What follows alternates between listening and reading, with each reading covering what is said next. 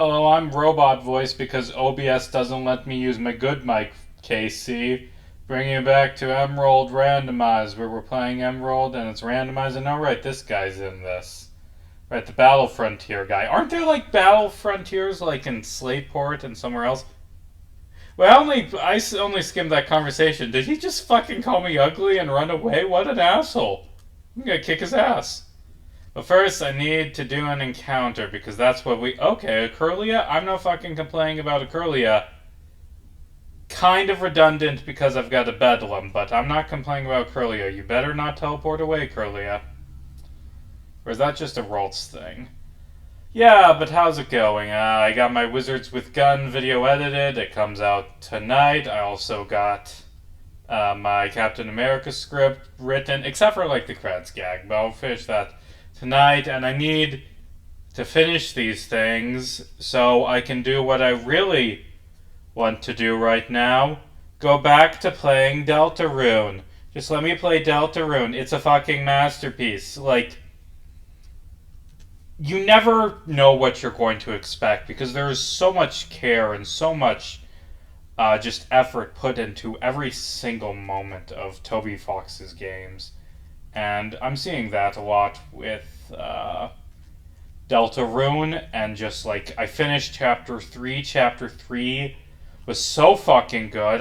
Should I like spoil it, but it's just really fun going through this TV show, playing around. Rules card gets in a thruple and thinks that the other guys are in a thruple, and there's this fun TV show host, and every time he says a character from Undertale's name, we get a little... You do know teleport, but you didn't use it. That's good.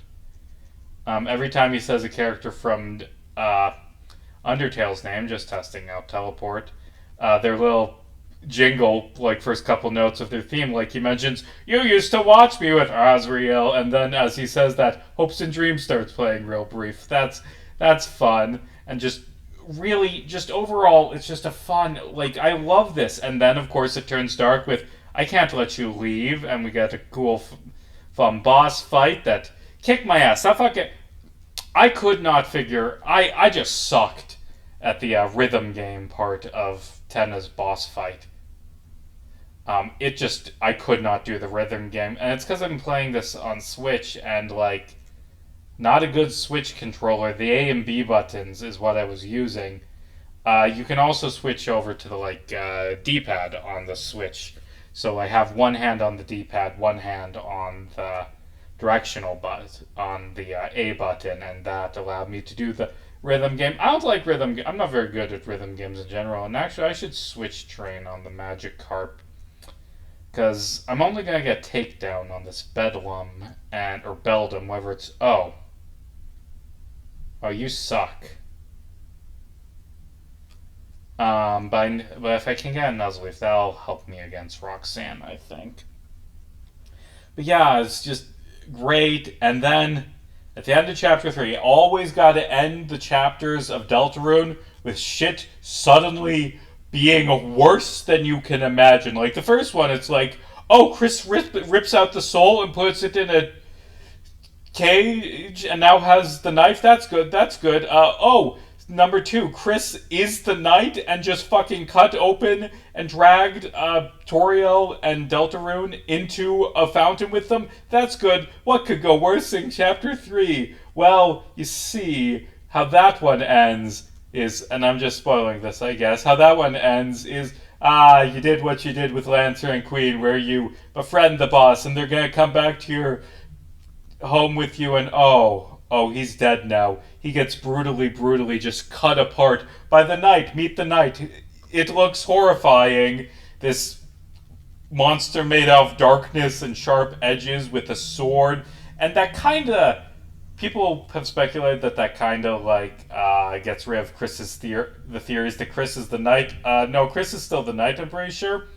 Because I don't think that the boss that's called the Roaring Knight is actually the knight. Or perhaps is the knight, but isn't the one opening the fountains. Because, you know, how the Dark Worlds work is that regular items from the real world, from the light world, get dragged in, and they... Ugh, a Cascoon. They get dragged in, and they get turned into people in the Dark World. So what do we know for a fact got dragged into the late night Dark World? And I'm on the church now. What also the knight shows up at the church? What else got brought there that we explicitly see is being brought there? Chris's knife. Chris brought the knife. The knife is coming to life and doing Chris's will in this church. Is what I think. And yeah, just fucking kidnaps By the way, just I replayed Undertale in preparation, and did I ruin the encounter? Did I mess up the encounter rates? Because I went in and I adjusted encounter rates to be minimum, like make everything the lowest encounter rates possible, and I think I fucked up and accidentally set them max encounter rates, so I have to beat down every single Pokemon to catch it, even if it's like a level 5 Cascoon. So that might have been a mistake that I made when I was setting up this randomizer. Gonna be spending a lot on Pokeballs, and you get to be named Dimitri. But yeah, I'm just in constant awe, and I can't wait to see how Chapter 4 ends. I've very much been enjoying it, Gerson being back, and just this fun church level, and like Deltarune is very good at doing things that are twists for the characters, but like the players have already figured it out. Like Susie has to have it explained to her in Chapter 4 that it's weird that Ralsei looks like Azrael, which was a big plot twist for the player, end of Chapter 1. But Susie doesn't fucking know Azrael. Susie doesn't know this shit. Oh, this is gonna be a pain in the ass with these high-ass encounter rates, and I'm gonna have to spend all my money on Pokeballs. Let's buy some more.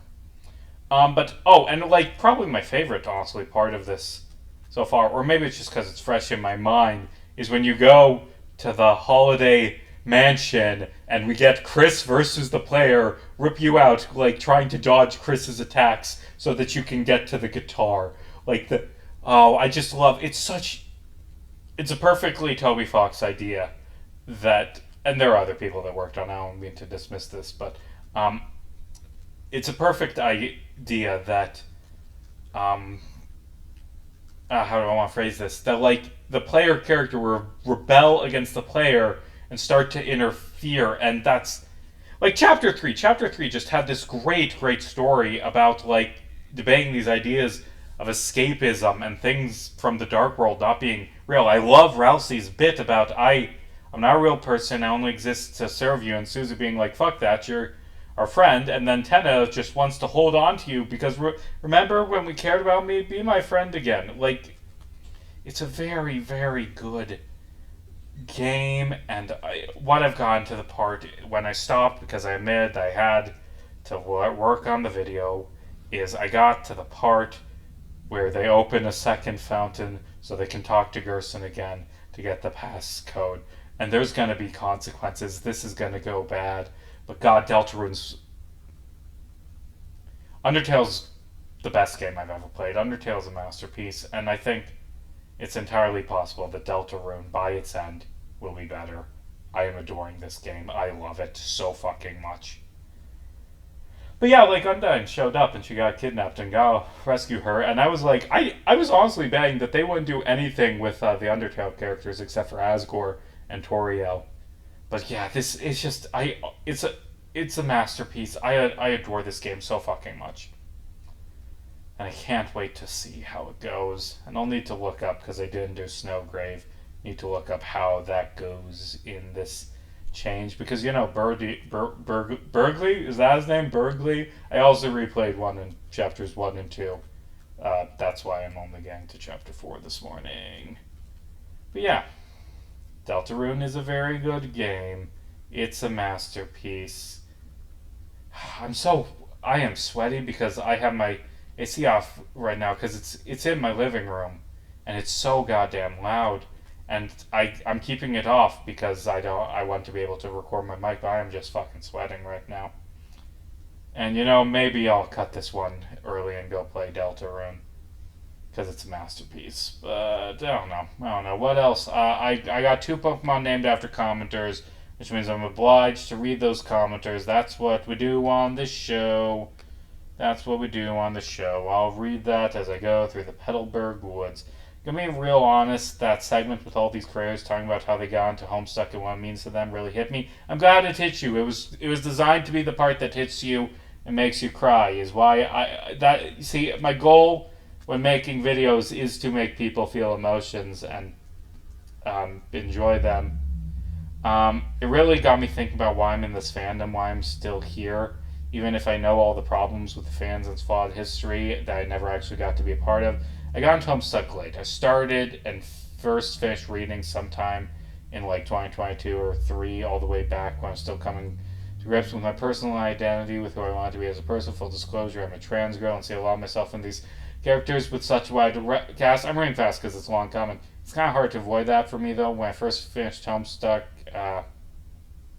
I thought it was really good, and I brainwashed about it for a good while after fishing. For the first time, it quickly became a core part of my personality, something I would think about in the background constantly, but never focus on or really dig through all the plot threads and all the specific reasons I liked it as a series. Time moved on. A couple years passed, my interests changed. I got a lot into the series that helped define me in different ways and understand different parts of my identity. I kind of started to forget about Homestuck. It became more and more of a small joke I could make from time to time.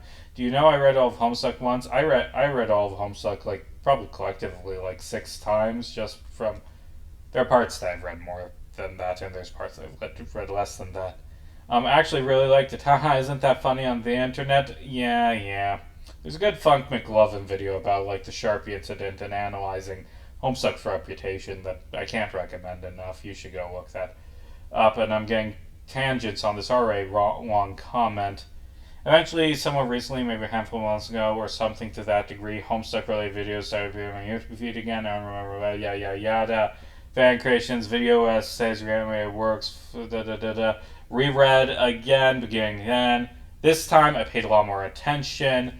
I kept in mind all the little plot threads and character arcs woven through the story. I took note of all the little character details that felt important to me. I started to actually keep track of all the grander plot elements that I knew would eventually come together and collide. The disparate parts of the story I remember classing together against the little gray parts that I never paid enough attention to remember, found their way together to eventually create a giant spiderweb's creativity and uniqueness that I fell in love with. I should have chosen a shorter comment. This is a good comment, but this is long.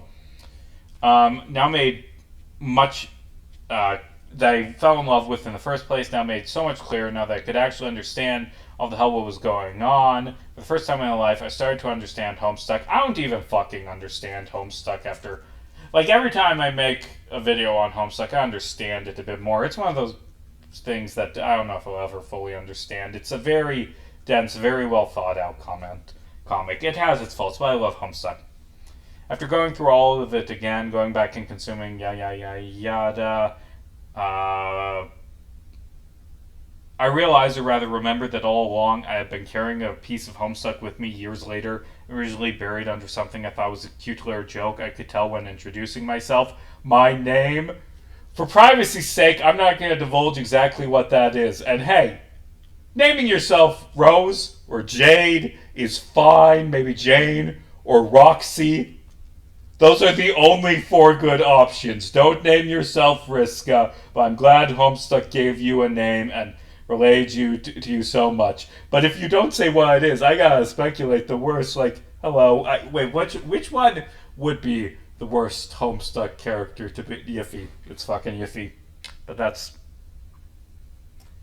Point is, Homestuck to me defined a major part of who I am as a person, and this video has reminded me of that exactly. Hearing all the personal anecdotes and all these different people, all these different ways about Homestuck and why they did these different things in the story to create different tones. Homestuck saying to me is the most perfect little bow on a story I never got to grow up with in the usual sense, but a story that helped me grow up all the same. Gave me a sense of freedom and hope for the future that a lot of these other endings sort of failed to give me the same vibe of. Everything about the story, from the characters to its myths to the class aspect, that I brainwashed, helped create who I am as a person today. And even the ending itself helps affirm some of the feelings of who I am as a person and close some of my fears and doubts for the future. It might not have been the most perfect thing, talking purely about the writing skill, but it's perfect to me in the sense that it fucking meant something. It showed maybe not just to me, maybe even to some of these creators, that life goes on, that your personal restraints aren't all you are. Change comes from the winds of fate, but sometimes we can help blow those winds in the direction we need them to go. Whether these creators hate the ending or loved it, felt nothing for it, or maybe even never read it again, it ended up meaning something to them too, all the same. Just as much as some of them weren't trying to rewrite the ending, a lot of them ended up doing so anyways, and even switching out, even even if they didn't end up doing so, they wound up in this video regardless, whether that's through your own personal picks for this video or from the perspective of the larger community itself. These works that, God, you're a fucking Homestuck fan, you write so goddamn much. And I say that as the 7.5-hour video essay guy. These works then so many different ways mean so many different things to the creators, all eventually became part of the overall perception of Homestuck's ending, and each of them play their own important role in shaping what it means to everyone who has read it, including me, especially after watching through this video and getting to understand the ins and outs of every fan story through your lens. I didn't expect this video to mean so much to me. I'm glad it meant so much to me, but goddamn if it didn't just mean something. I can't find any other words to say that thank you. Okay, I want to be praised. Okay, I'm skipping past the praise. Thanks to fan creators thanking me. And Dimitri said, what's crazy is that reading Homestuck 2 made me appreciate the epilogues. Yeah, the epilogues are better than Homestuck 2. And comparing them does make it clear why the epilogues are better. It's been long enough that I didn't exactly remember how or why or how, but felt like it tied together in a way. Me and Candy certainly aren't disconnected stories, and even when I was first reading them, I really appreciated the cross-spread trickery being pulled off. But going into Beyond Canon made me feel more concrete in a way, rather than being the strange non-ending that I was able to appreciate as a setup for a larger story. Or maybe Homestuck 2 was just so bad pre-cancellation that I recolored my perception of the epilogues by contrast. I'm liking because that's how I marked comments, if you're curious. Yeah, the epilogues did Homestuck 2 better than Homestuck 2. And then Beyond Canon. Beyond Canon at least improved over time, I think. And my team kind of sucks right now. I can only use a normal type move that does recoil with one of my Pokemon, and I can do nothing with the other. I need to go heal up. And maybe I just end it here. Fucking random encounters! But, I'm done with this area. I completed 2 areas today, and here I'll get the bullet Wait, Razor Leaf? Oh, right, I randomized TMs. I was like, oh, I'll get the bullet seed, because that'll be useful. But instead, it's Razor Leaf, which is even better, and now I have something I can do with Heath. Good. Everything's looking up me. And I really should have used that Metal Claw TM, but I couldn't. I had to sell it for money for Pokeballs because I'm broke, because I made a mistake with the catching rates, and now I'm wasting all my money on Pokeballs for Pokemon that are bad. I spent $1,000 for a Cascoon. Really? I'm ending this one early because I want to go play Deltarune.